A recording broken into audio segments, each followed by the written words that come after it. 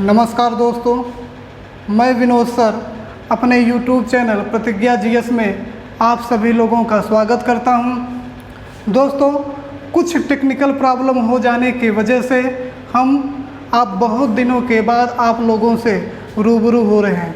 दोस्तों, जैसा आप लोगों को मालूम होगा कि हम लोग किस टॉपिक को पढ़ रहे हैं।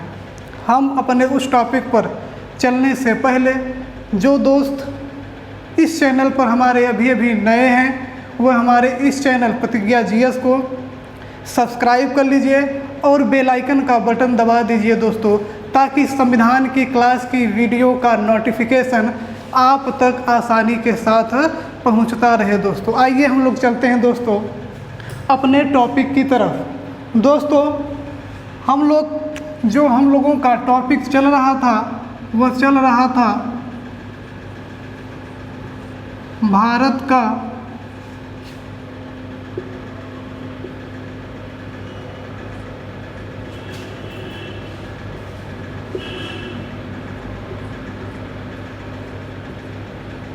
संवैधानिक विकास। क्या चल रहा था दोस्तों? भारत का संवैधानिक विकास। इस भारत के संवैधानिक विकास को हम लोग बड़े ही सरल भाषा में समझने के लिए, आसान तरीके से समझने के लिए इसे हम लोगों ने दो चरणों में विभाजित किया हुआ था। दो चरणों में जो हम लोगों का पहला चरण था चार्टर एक्ट, ठीक है दोस्तों, और जो हम लोगों का दूसरा चरण होगा वो कौन सा होगा? भारत शासन अधिनियम।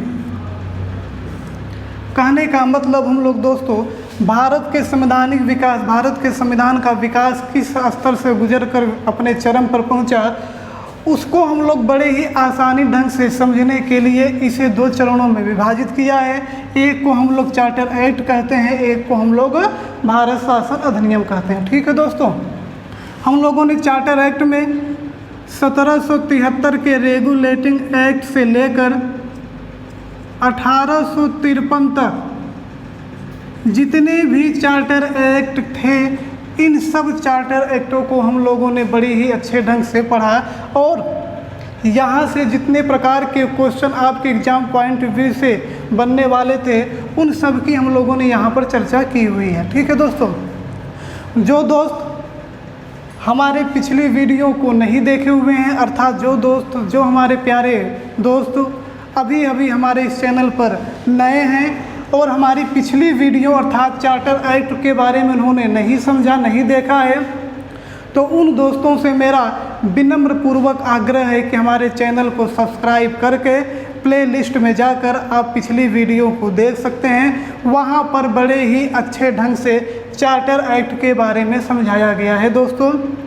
दोस्तों, जब तक ये चार्टर एक्ट आप लोग नहीं देखेंगे तब तक आगे जो आपका स्टार्ट होने वाला टॉपिक है भारत शासन अधिनियम, ये दोस्तों समझ में नहीं आएगा। इसलिए मैं बार बार आप लोगों से रिक्वेस्ट करता हूँ कि आप लोग हमारी पिछली वीडियो को ज़रूर देखिएगा। दोस्तों, आइए चलते हम लोग अब भारत शासन अधिनियम की बात करें तो हम लोग 1858 से लेकर 1947 तक जितने भी भारत शासन अधिनियम हैं, उन सब की हम लोग चर्चा करते हुए चलेंगे बड़े ही विस्तार पूर्वक से। और जो यहाँ से आपके एग्ज़ाम में पूछने वाले प्रश्न होंगे, जो आपके एग्ज़ाम पॉइंट ऑफ व्यू से महत्वपूर्ण होंगे, उन सब की हम लोग चर्चा करते हुए चलेंगे। दोस्तों, आइए हम लोग चलते हैं अब किस टॉपिक की तरफ? भारत शासन अधिनियम, जो पार्ट है किसका? भारत का संवैधानिक विकास का ही एक अंग है दोस्तों। ठीक है, आइए हम लोग चलते हैं अब भारत शासन अधिनियम की तरफ। दोस्तों, आप लोगों से पिछली क्लास में हमने चर्चा की हुई थी कि जो उस समय भारत था, उस समय जो तत्कालीन भारत था, उस समय कानून कौन बनाता था दोस्तों? कौन बनाता था? तो वो बनाती थी ब्रिटिश। कौन बनाती थी दोस्तों? ब्रिटिश संसद। एक बार जो दोस्त हमारे नए हैं उनके लिए थोड़ा सा एक बार 5 मिनट के लिए पिछली क्लास की तरफ हम लोग चलते हैं और समझ में आ जाएगा कि उस समय कानून बनाता कौन था। तो उस समय तत्कालीन भारत के लिए कानून कौन बनाता था? ब्रिटिश संसद, अर्थात कानून का निर्माण कौन करती थी? ब्रिटिश संसद। अब दोस्तों जो ब्रिटिश संसद ने कानून बना दिया, कानून का निर्माण कर दिया, अब इस कानून को लागू करने का काम, मतलब ये जो कानून ब्रिटिश संसद ने बनाया है इसे कहाँ पर? भारत में। कहाँ पर? भारत में लागू कौन करते थे दोस्तों? तो दोस्तों हमने आपको बताया था पिछली वीडियो में कि जो ब्रिटिश संसद उस समय तत्कालीन भारत के लिए कानून का निर्माण करती थी, कानून बनाती थी, उसे 2 लोग भारत में लागू करने का काम किए हैं दोस्तों। उनको देख लीजिए। तो दोस्तों एक तो हमने आपसे चर्चा की थी ब्रिटिश ईस्ट इंडिया कंपनी की दोस्तों। किसकी? ब्रिटिश ईस्ट इंडिया कंपनी की। और दूसरी तरफ हमने चर्चा की थी ब्रिटिश महारानी या ताज या क्राउन। ठीक है दोस्तों। तो उस समय जो ब्रिटिश संसद भारत के लिए कानून बनाती थी, उस कानून को भारत में लागू कौन करता था? एक तरफ तो ब्रिटिश ईस्ट इंडिया कंपनी लागू करती थी और दूसरी तरफ ब्रिटिश महारानी द्वारा लागू किए जाते थे। अब दोस्तों प्रश्न यह उठता है कि ब्रिटिश ईस्ट इंडिया कब से कब तक कानून को लागू की है? तो दोस्तों 1773 से लेकर 1857 तक जितने भी कानून ब्रिटिश संसद द्वारा बनाए गए उसे किसने लागू किया दोस्तों? तो उसे लागू किया ब्रिटिश ईस्ट इंडिया कंपनी के द्वारा लागू किया जाता है। और जो ब्रिटिश ईस्ट इंडिया कंपनी ने कानून को लागू किया उस कानून को हम लोग चार्टर एक्ट के नाम से जानते हैं दोस्तों। ठीक है दोस्तों, किस नाम से? चार्टर एक्ट के नाम से। अब इधर 1858 से लेकर 1947 तक जितने भी कानून बनाए ब्रिटिश संसद ने भारत के लिए, उसे भारत में लागू करने का काम अब कौन करेगी दोस्तों? ब्रिटिश महारानी या ब्रिटिश ताज या ब्रिटिश क्राउन। अब यह जो भारत में कानून लागू करेगी दोस्तों, इसे हम लोग किस नाम से जानेंगे? भारत शासन अधिनियम। ठीक है दोस्तों, भारत शासन अधिनियम। तो ये आपका बेसिक कॉन्सेप्ट था जो हम लोग पिछली क्लास में चर्चा किए हुए हैं। तो ये जो नए स्टूडेंट हैं, नए दोस्त हमारे हैं, वो इन सब को जानते रहें, समझ लें और हमारी अधिक जानने के लिए हमारी पिछली वीडियो को ज़रूर देखें। आइए दोस्तों हम लोग अब अपने टॉपिक की तरफ चलते हैं।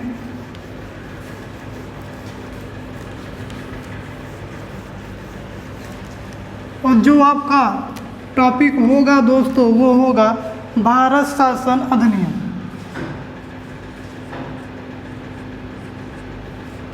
भारत शासन अधिनियम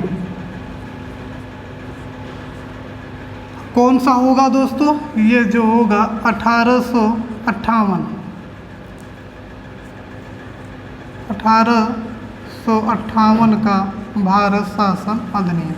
ठीक है दोस्तों, आइए हम लोग इसकी चर्चा करते हैं। अब हम उन दोस्तों से पूछना चाहते हैं कि अब बताइए ये जो 1858 का भारत शासन अधिनियम था, इसे इस कानून को, ये जो एक्ट था, इस कानून को किसने बनाया? तो दोस्तों आपका आंसर तुरंत आएगा कि इस कानून को बनाया ब्रिटिश संसद ने। किसने बनाया दोस्तों?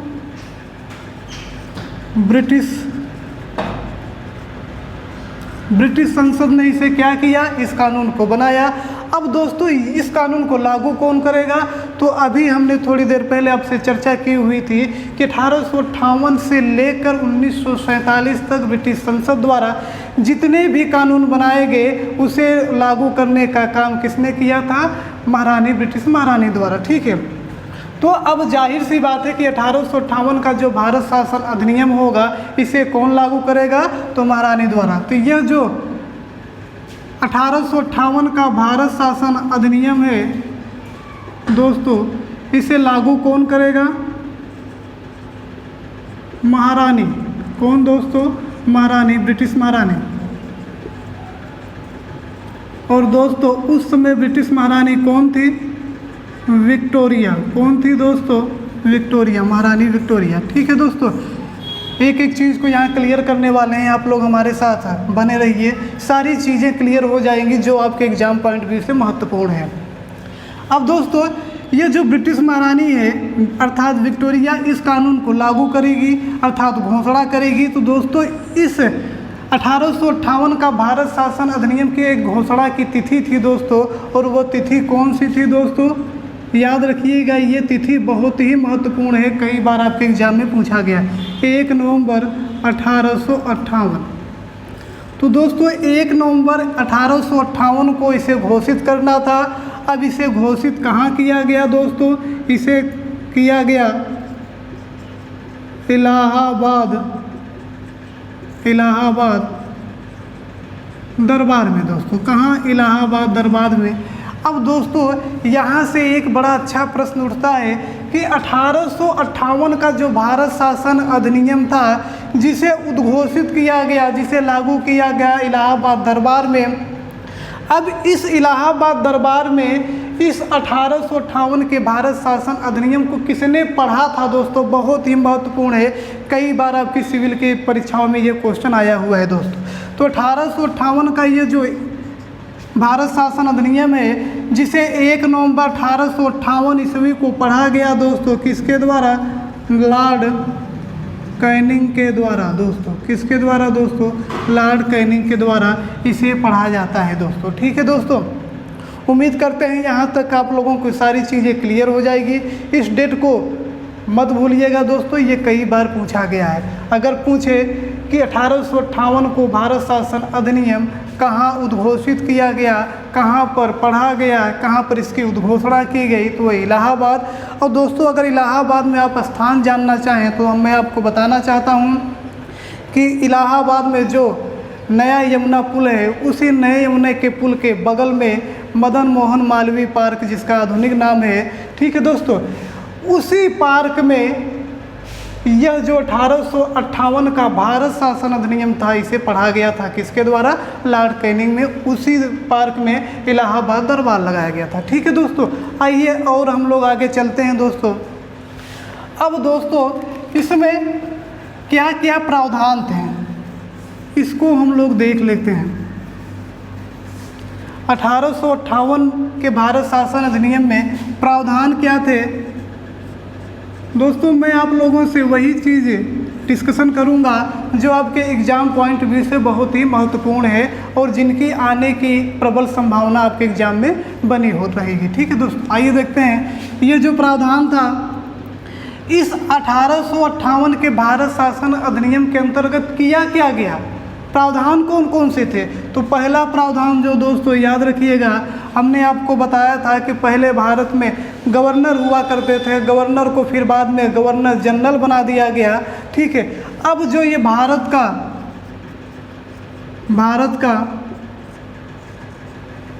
गवर्नर जनरल, इस दोस्तों जीजी का मतलब गवर्नर जनरल, अब ये जो भारत का गवर्नर जनरल का पद था दोस्तों, अब इसे बदल कर क्या कर दिया गया दोस्तों?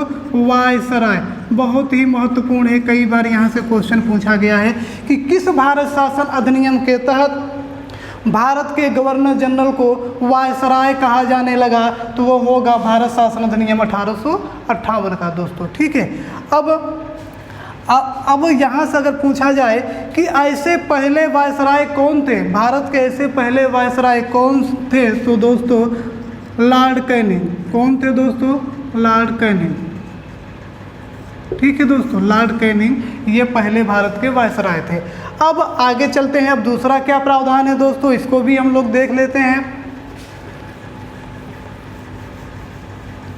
अब दोस्तों जो दूसरा प्रावधान है, दूसरे प्रावधान को हम लोग देख लें। इसमें जो ब्रिटिश ईस्ट इंडिया कंपनी थी दोस्तों, ब्रिटिश ईस्ट इंडिया कंपनी, अब क्या किया गया इस अधिनियम के तहत ब्रिटिश ईस्ट इंडिया कंपनी को समाप्त करने की घोषणा की गई दोस्तों, समाप्त करने की घोषणा। तो ये भी कई बार क्वेश्चन पूछा गया है किस भारत शासन अधिनियम के तहत ब्रिटिश ईस्ट इंडिया कंपनी को समाप्त करने की घोषणा की गई? तो वो कौन सा होगा दोस्तों? 1858 का भारत शासन अधिनियम। थोड़ा से समझने का प्रयास करिए दोस्तों। ये हमारी ब्रिटिश संसद थी, संसद जो कानून बनाती थी। अब इन कानून को लागू करता था उस समय कौन? British east India company. ठीक है दोस्तों, 1858 के पहले अभी तक जो भारत में शासन प्रशासन संचालित किया जाता था वो किसके माध्यम से? ब्रिटिश ईस्ट इंडिया के माध्यम से। कहाँ पर किया जाता था दोस्तों? भारत में। अब हुआ क्या? अब इस अधिनियम के तहत यह हो गया कि ब्रिटिश ईस्ट इंडिया कंपनी को समाप्त करने की घोषणा की गई, अर्थात अब इसे क्या कर दिया गया? समाप्त कर दिया गया। अब जो भारत में शासन प्रशासन संचालित करेगी वो कौन करेगी दोस्तों? ब्रिटिश महारानी। ठीक है दोस्तों, ब्रिटिश महारानी, अर्थात जितने भी अब कानून लागू होंगे भारत में वो कौन लागू करेगा? ब्रिटिश महारानी, ब्रिटिश ताज या ब्रिटिश क्राउन। ठीक है दोस्तों, आइए अब और चलते हैं और आगे क्या प्रावधान है दोस्तों जो महत्वपूर्ण है यहाँ से।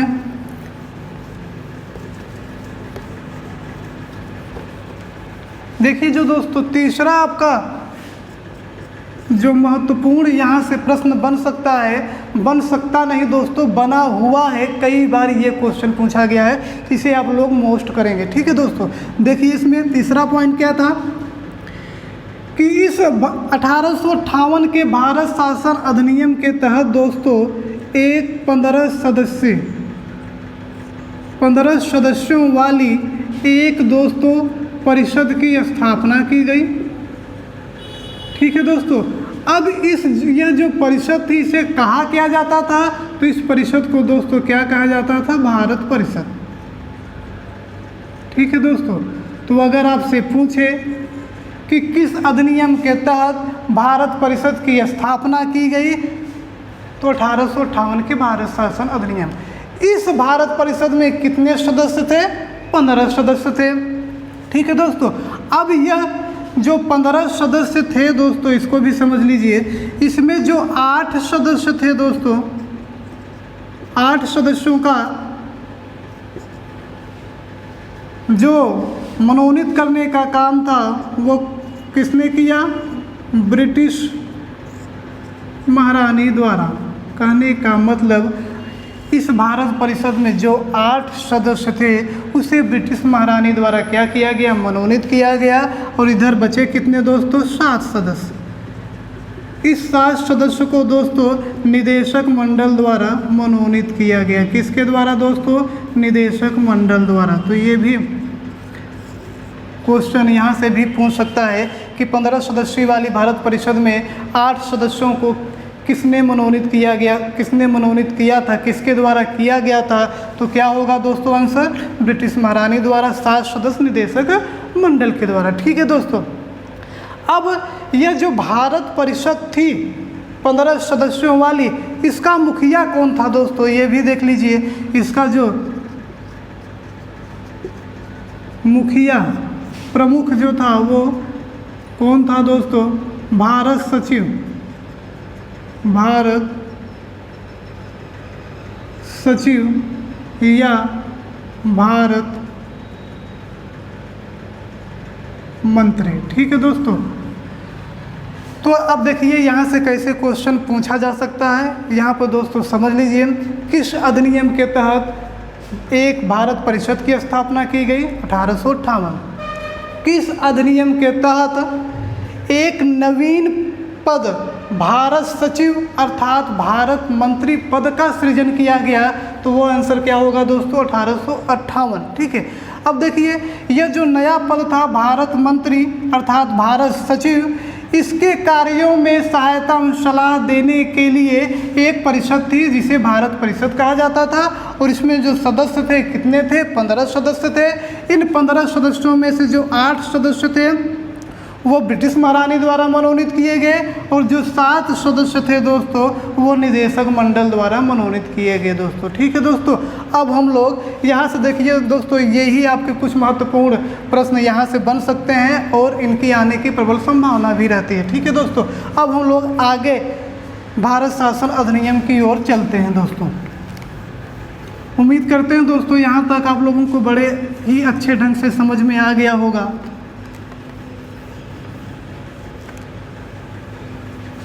अब जो दोस्तों हम लोगों का अगला भारत शासन अधिनियम होगा दोस्तों, वो कौन सा होगा?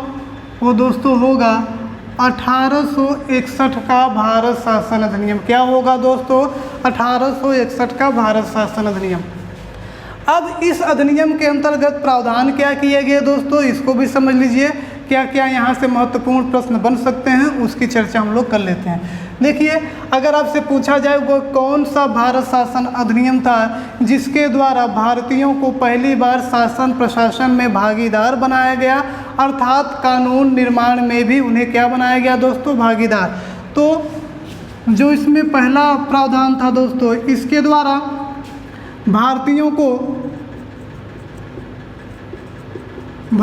को शासन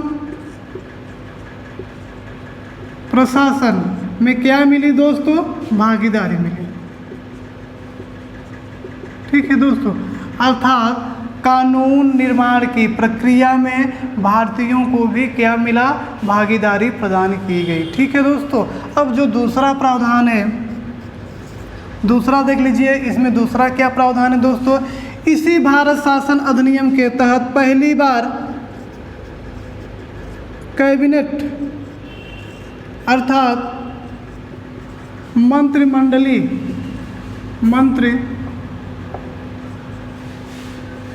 मंत्रिमंडलीय व्यवस्था की शुरुआत की गई दोस्तों।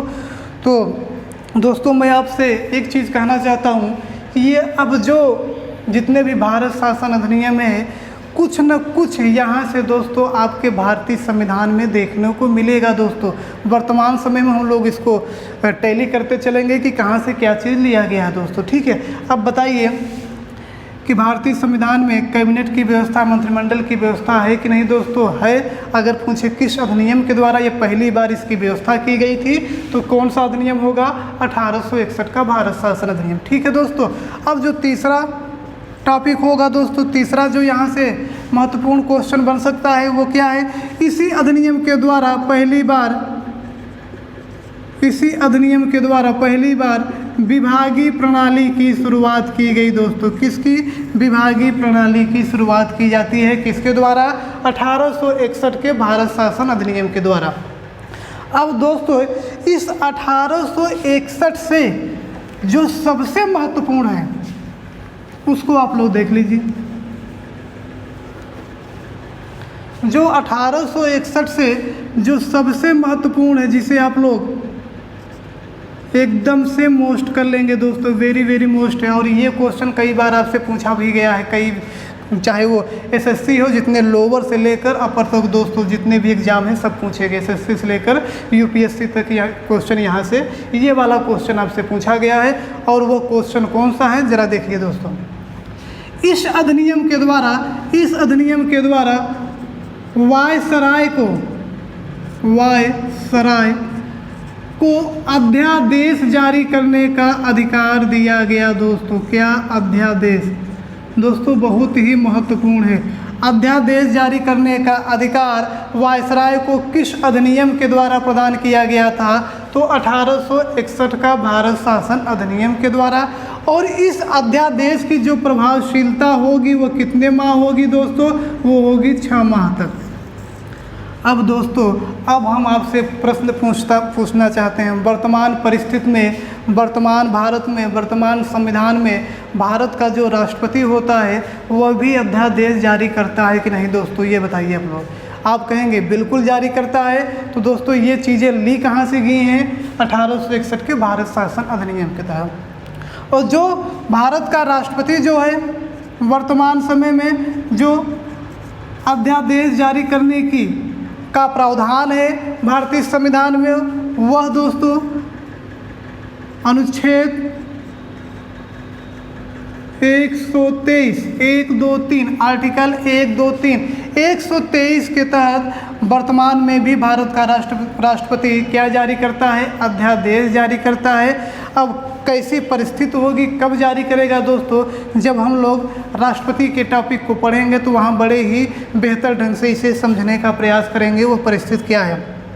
तब भी अगर कुछ लोग दोस्त जानना चाहते हो तो जान लीजिए, जब भारत के समक्ष कोई गंभीर विषय उत्पन्न हो गया हो और संसद सत्र में नहीं है, क्योंकि कानून बनाती कौन है, संसद, और बनाएगी कब, जब वो सत्र में होगी, जब अधिवेशन में होगी। मान लीजिए संसद का सत्र नहीं चल रहा है और उस ऐसी परिस्थिति में कोई गंभीर विषय उत्पन्न हो गया है, तो ऐसी परिस्थिति में जो भारत का राष्ट्रपति होगा वो अनुच्छेद 123 के तहत क्या जारी करेगा, अध्यादेश जारी करेगा, जिसकी प्रभावशीलता कितने समय तक होगी दोस्तों, 6 माह तक। जैसे ही संसद का सत्र प्रारंभ होता है वैसे ही 6 सप्ताह बाद अर्थात 42 दिन बाद ये क्या हो जाएगा दोस्तों, स्वतः ही समाप्त हो जाता है दोस्तों। ठीक है दोस्तों, तो ये चीज़ें आप लोग याद रखेंगे। अब चलिए दोस्तों आगे की तरफ हम लोग बढ़ते हैं और देखते हैं क्या अगला कौन सा भारत शासन अधिनियम है। तो दोस्तों हमें बताने की आवश्यकता नहीं, आप खुद ही जानते हैं कि कौन सा भारत शासन अधिनियम है दोस्तों। तो कौन सा होगा, 1892 का भारत शासन अधिनियम। कौन सा दोस्तों, 1862 का भारत शासन अधिनियम। अब दोस्तों चलिए देख लेते हैं इसे और अच्छे ढंग से, इसमें यहाँ से क्या क्या क्वेश्चन पूछे जा सकते हैं, क्या क्या आपके एग्जाम पॉइंट भी से महत्वपूर्ण है दोस्तों। देख लीजिए, जो 1892 का भारत शासन अधिनियम है, यहाँ देखिए एक क्वेश्चन तो ये महत्वपूर्ण है दोस्तों, पूछा जाता है किस भारत शासन अधिनियम के तहत पहली बार भारत में संसदीय शासन प्रणाली की शुरुआत की गई। संसदीय शासन प्रणाली, तो वो कौन सा होगा, 1892 का भारत शासन अधिनियम होगा। दोस्तों एक चीज़ मैं आपको बताना चाहता हूँ, अगर आपसे पूछे कि संसदीय शासन प्रणाली किस देश से ली गई है, तो देश क्या होगा दोस्तों, ब्रिटेन होगा। अगर अधिनियम से पूछ रहा है कि किस अधिनियम के तहत पहली बार संसदीय शासन व्यवस्था, संसदीय शासन प्रणाली की व्यवस्था की गई, शुरुआत की गई, तो वह कौन सा होगा दोस्तों, 1892 का भारत शासन अधिनियम होगा। ठीक है दोस्तों, आगे चलिए। दूसरा क्या प्रावधान है दोस्तों इसमें, ये भी देख लीजिए। इसी अधिनियम के तहत दोस्तों पहली बार अप्रत्यक्ष निर्वाचन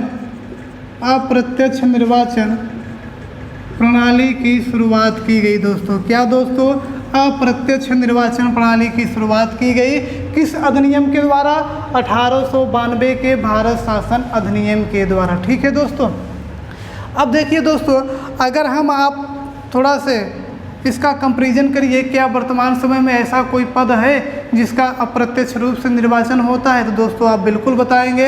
एक तो भारत के प्रथम नागरिक जो हमारे राष्ट्रपति का चुनाव होता है वो किस प्रक्रिया के तहत होता है, अप्रत्यक्ष निर्वाचन प्रणाली के तहत होता है। ठीक है दोस्तों, और ढेर सारे पद हैं जहाँ पर अप्रत्यक्ष निर्वाचन प्रणाली अपनाई जाती है। ठीक है दोस्तों, तो ये जो प्रणाली है अप्रत्यक्ष निर्वाचन प्रणाली, ये कहाँ से ली गई है, 1892 का भारत शासन अधिनियम के तहत। ठीक है दोस्तों, अब दोस्तों इसमें अप्रत्यक्ष निर्वाचन प्रणाली के लिए जो निर्वाचन होता था दोस्तों, इस निर्वाचन के लिए मनोनयन शब्द का प्रयोग किया गया दोस्तों। मनोनयन, किसका, मनोनयन शब्द का प्रयोग किया गया है, अर्थात निर्वाचित सदस्य क्या होते थे दोस्तों, मनोनीत होते थे। क्या होते थे दोस्तों, मनोनीत। अब एक क्वेश्चन दोस्तों यहाँ से और बड़ा अच्छा प्रश्न बनता है और कई बार पूछा भी गया है, किस भारत शासन अधिनियम के तहत सदस्यों को बजट पर, किस पर दोस्तों, बजट पर बहस करने का अधिकार मिला, बहस करने का अधिकार मिला, तो वह कौन सा भारत शासन अधिनियम है दोस्तों, 1892 का भारत शासन अधिनियम के तहत बजट पर सदस्यों को बहस करने का अधिकार दिया गया। लेकिन वे सदस्य पूरक प्रश्न नहीं पूछते थे दोस्तों, पूरक प्रश्न नहीं पूछ सकते थे। तो दोस्तों ये प्रावधान जो 1892 से संबंधित थे वो हमने आपकी सारी की सारी चर्चा कर दी है, जो आपके एग्जाम पॉइंट भी से महत्वपूर्ण है दोस्तों। अब हम लोग आगे की तरफ चलते हैं और जो अगला आपका भारत शासन अधिनियम है वो इन सब से भी महत्वपूर्ण है दोस्तों, वहाँ से कई बार क्वेश्चन पूछे गए हैं दोस्तों। अब वह कौन सा होगा दोस्तों, तो वो जो होगा आपका भारत शासन अधिनियम वो होगा 1909 का भारत शासन अधिनियम। ठीक है दोस्तों, 1909 का भारत शासन अधिनियम।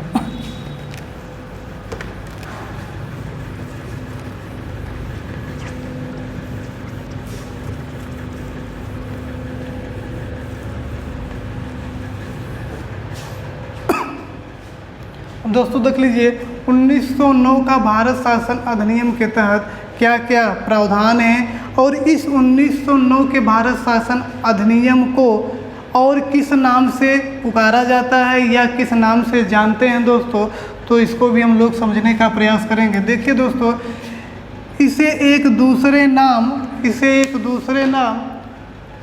दोस्तों, मार्ले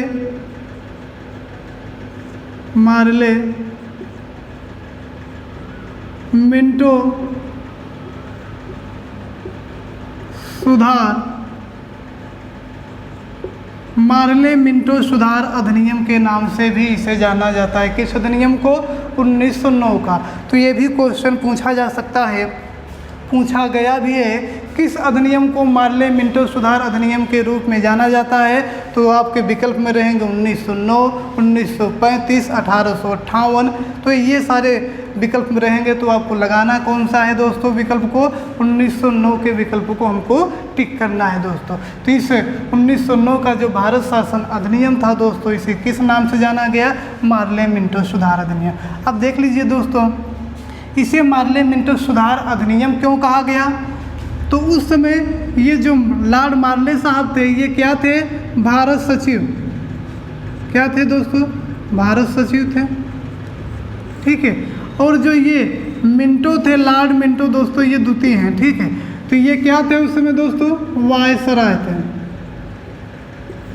क्या थे, वायसराय थे दोस्तों। ठीक है, मार्ले मिंटो सुधार अधिनियम के नाम से इसे जाना गया। क्यों, क्योंकि उस समय भारत सचिव कौन था, लॉर्ड मार्ले, वायसराय कौन था, लॉर्ड मिंटो। ठीक है दोस्तों, यहाँ तक आप लोगों के समझ में आ गया होगा। अब आगे चलते हैं, इसमें क्या क्या प्रावधान हैं दोस्तों, उसको हम लोग देख लेते हैं। देखिए यहाँ से जो एक बड़ा अच्छा प्रावधान है दोस्तों, जो आपसे पूछा भी जाता है कई बार,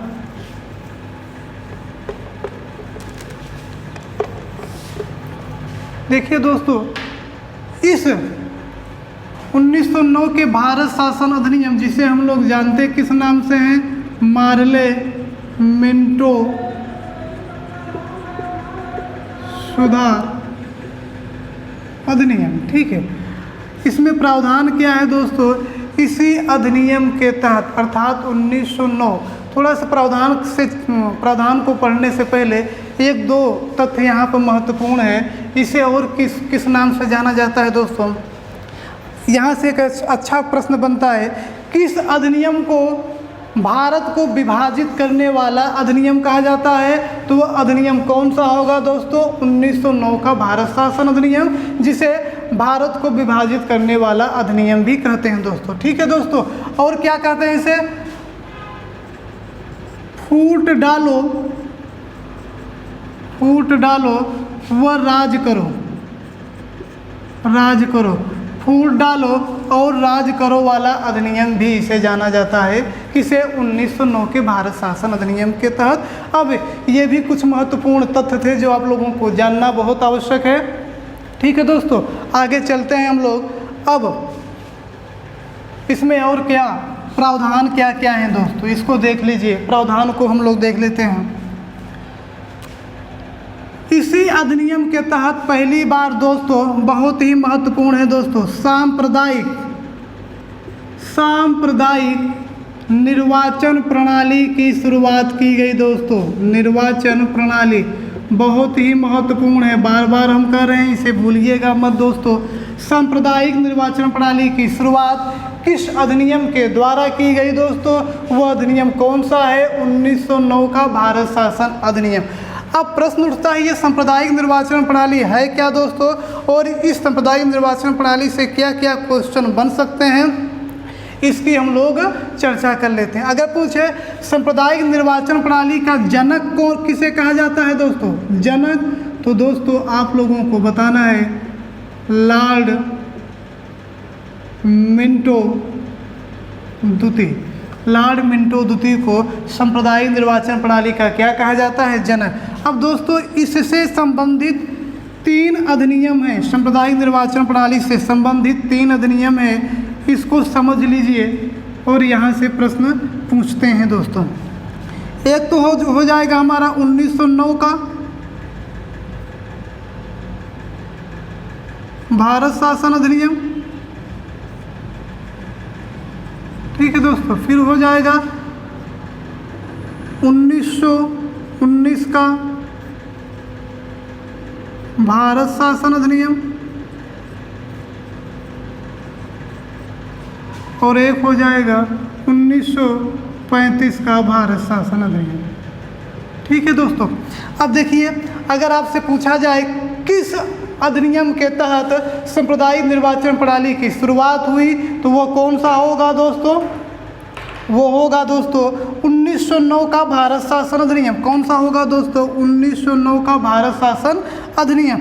अब इस 1909 के भारत शासन अधिनियम के तहत किसके लिए ये व्यवस्था की गई थी दोस्तों, किस संप्रदाय के लिए व्यवस्था की गई थी, तो यह दोस्तों 1909 में जो प्रावधान किया गया सांप्रदायिक निर्वाचन के लिए, यह केवल मुसलमानों के लिए था दोस्तों। किसके लिए, मुसलमानों के लिए। तो 1909 के तहत 1909 के भारत शासन अधिनियम के तहत किस संप्रदाय को सांप्रदायिक निर्वाचन प्रणाली के तहत शामिल किया गया, तो केवल मुसलमानों को। और मुसलमानों के लिए दोस्तों इस 1909 के भारत शासन अधिनियम के तहत एक पृथक निर्वाचन मंडल की व्यवस्था की गई दोस्तों, पृथक निर्वाचन मंडल। तो ये भी क्वेश्चन पूछा जाता है कि मुसलमानों के लिए पृथक निर्वाचन मंडल की स्थापना किस अधिनियम के द्वारा की गई, 1909 के भारत शासन अधिनियम के द्वारा। अब दोस्तों आ जाइए इसमें 1919 के भारत शासन अधिनियम में। देखिए दोस्तों जो 1909 का था, इसमें सांप्रदायिक निर्वाचन प्रणाली के अंतर्गत केवल मुसलमानों को ही सम्मिलित किया गया था, लेकिन 1909 के भारत शासन अधिनियम के तहत दोस्तों इसे 4 लोगों अर्थात 4 संप्रदायों को इसमें शामिल किया गया दोस्तों। कौन कौन से, पहला होगा दोस्तों सिख दोस्तों, दूसरा होगा ईसाई, तीसरा होगा दोस्तों यूरोपी, ठीक है दोस्तों, तीसरा क्या होगा यूरोपी, और जो चौथा दोस्तों आपका होगा वो क्या होगा, आंग्ल समुदाय,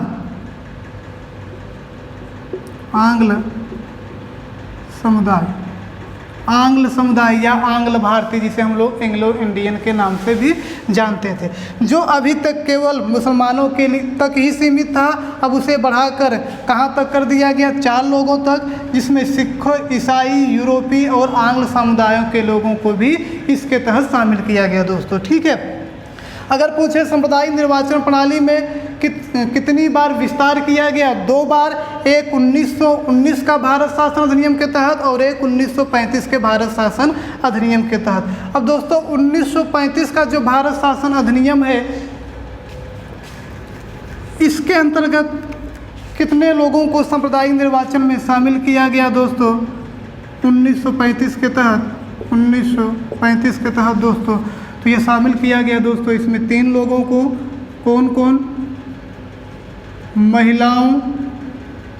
महिलाओं को दोस्तों, मजदूरों को दोस्तों और दलितों को, ठीक है दोस्तों। तो ये प्रश्न यहाँ से अच्छा पूछता है, किस भारत शासन अधिनियम के तहत दलितों को भी सांप्रदायिक निर्वाचन प्रणाली के तहत सम्मिलित किया गया, तो वह अधिनियम कौन सा होगा दोस्तों, 1935 का भारत शासन अधिनियम। तो ये महत्वपूर्ण कुछ प्रश्न थे सांप्रदायिक निर्वाचन प्रणाली से जो क्वेश्चन बन सकते थे, एक ही जगह हमने आपको क्लियर कर दिया। उम्मीद करते हैं कि ये सारी चीज़ें आपके दिमाग में क्लियर हो गई होंगी, आपको समझ में आ गया होगा।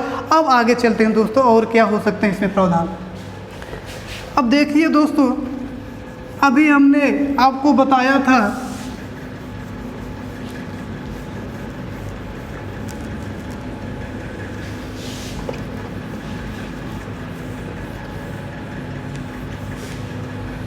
कि 1892 के भारत शासन अधिनियम के तहत 1892 के भारत शासन अधिनियम के तहत बजट पर प्रश्न पूछने का अधिकार तो दे दिया गया था, लेकिन वे पूरक प्रश्न नहीं पूछते थे। अब क्या हो गया, 1909 के भारत शासन अधिनियम के तहत सदस्यों को पूरक प्रश्न पूछने का अधिकार प्रदान किया गया दोस्तों। अब कुछ कथन है दोस्तों, कथन इसको आप लोग जान लेंगे। 1909 के से संबंधित कुछ महत्वपूर्ण कथन हैं जो आपसे पूछे जाते हैं एग्जाम में। तो दोस्तों इसमें जो पहला कथन है, लॉर्ड मिंटो ने दोस्तों मार्ले को एक पत्र लिखा था, और उस पत्र में क्या लिखा था दोस्तों उसको समझ लीजिए। लॉर्ड मिंटो ने मार्ले को पत्र लिखा, उसमें कहा कि हम एक नाग के दांत बो रहे हैं। दोस्तों फिर से सुनिए, हम एक नाग का दांत बो रहे हैं जिसका परिणाम बहुत ही भीषण होगा, जिसका परिणाम बहुत ही भीषण होगा। यह कथन किसका था, लॉर्ड मिंटो का था, जो मार्ले साहब के पत्र में, मार्ले को जो पत्र भेजा था उसमें इन्होंने कहा था दोस्तों। ठीक है, अब जो दूसरा कथन है दोस्तों उसको भी देख लीजिए। के.एम. मुंशी साहब का है। के.एम. मुंशी साहब क्या कहते हैं दोस्तों कि इस अधिनियम के तहत, इस अधिनियम ने उभरते हुए प्रजातंत्र को क्या कर दिया दोस्तों, मार डाला। इस अधिनियम के तहत, इस मतलब ये जो 1909 का भारत शासन अधिनियम है, इसने उभरते हुए प्रजातंत्र को मार डाला। ठीक है दोस्तों, अब जो अगला है दोस्तों वो मजूमदार ये इसके बारे में, मतलब 1909 के भारत शासन अधिनियम के बारे में कुछ कहते हैं। वो क्या कहते हैं कि यह जो भारत शासन अधिनियम है यह चंद्रमा की चांदनी के समान है। यह क्या है दोस्तों, चंद्रमा की चांदनी के समान है। तो दोस्तों ये था आपका भारत शासन अधिनियम 1909 तक। अब हम लोग दोस्तों 1919 और 1935 का भारत शासन अधिनियम हम कल की क्लास में पढ़ेंगे दोस्तों। ठीक है दोस्तों, बाकी जो क्लासेज होंगी दोस्तों, अब आप लोगों को रेगुलर जो टेक्निकल समस्याएं थी उन टेक्निकल समस्याओं को दूर कर लिया गया है। अब आपकी रेगुलर क्लासेज दोस्तों चलती रहेंगी। ठीक है दोस्तों, उम्मीद करते हैं ये क्लास आप लोगों को समझ में आ गई होगी। जो दोस्त हमारे इस चैनल पर नए हों, फिर एक बार से मैं उनसे आग्रह करता हूं कि हमारे चैनल को सब्सक्राइब कर लीजिए और दोस्तों बेल आइकन का बटन दबा दीजिए, और इस वीडियो को आप अपने दोस्तों तक दोस्तों ज़रूर शेयर करिएगा दोस्तों। धन्यवाद।